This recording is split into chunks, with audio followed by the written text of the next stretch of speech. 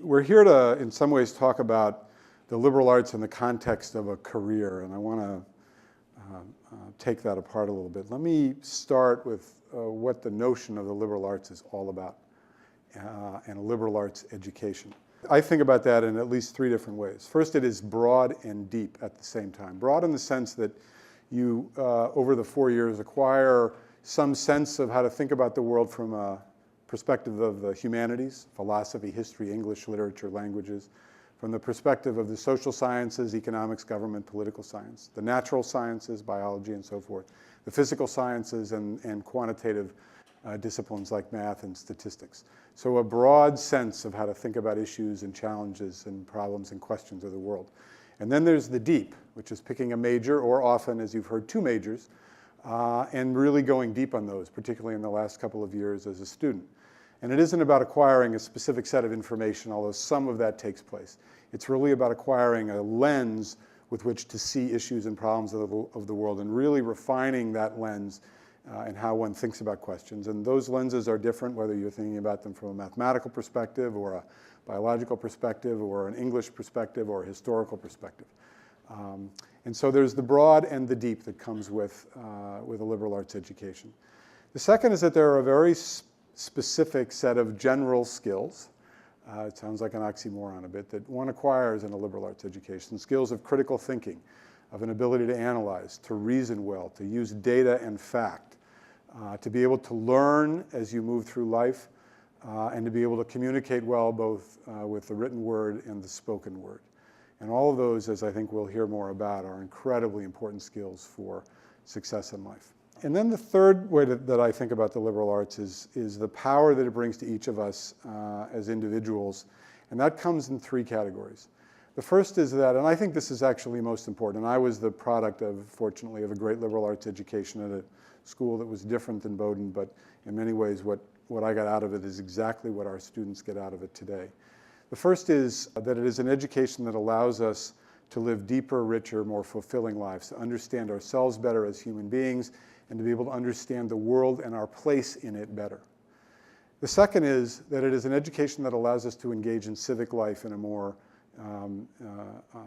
thoughtful and robust way. And in the world that we are in today, and the society that we're engaged in today, having more thoughtful, engaged individuals in civic life is incredibly important. It's probably never been more important than it is today.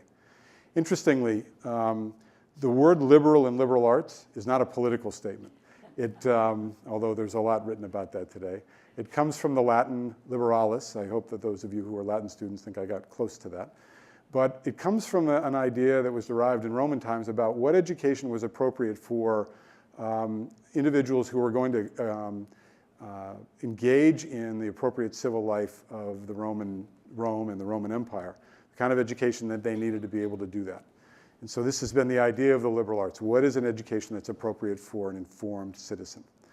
And the third category of benefit that comes from a liberal arts education revolves around success and satisfaction in your professional life, the things that you choose to do with your career after you leave school and graduate school, if that's what you choose to do.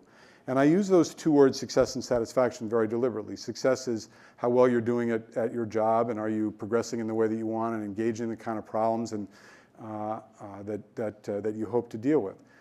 That's one aspect. But the other is the satisfaction, doing work that you want to do, that allows you to engage in, to fill your passions, and to go to work every day, or most every day, and feel like you're doing something that is important to you and important in, more broadly beyond yourself.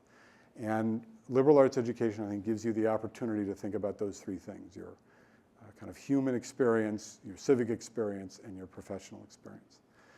Let me finish by saying, and coming back to this notion about what we're doing here. We've teed this up as a discussion about the liberal arts and careers. It's a little bit funny to be talking to folks who are in high school thinking about college, about what you're going to do in your career. And to the extent that you've really decided, I want to do this, I would suggest you think again. I don't even know what I want to do when I grow up, so you shouldn't be worried about what you want to do when you grow up. This is a gateway, a window to thinking about the power of a liberal arts, to think about the possibilities of what's out there, and to do that in the context, frankly, of what's going on in Silicon Valley and in the world of technology and entrepreneurship today, which is one of the most exciting, as you all know from living here, one of the most exciting parts of the economy and society today, both in the U.S. and globally. And so to understand the power and the relevance of the liberal arts through that lens is an interesting way to think about Bowdoin and more broadly other college and university experiences that you are looking at and thinking about. We hope that many of you will think seriously about Bowdoin, and I suspect you wouldn't be here in the room or live streaming if you weren't. But you'll think about other colleges and universities as well, and if this session helps you to refine and come to the place that allows you to make the best decision and to get to a school that speaks to you in a deep and profound way, that's terrific. Then it's mission accomplished for us.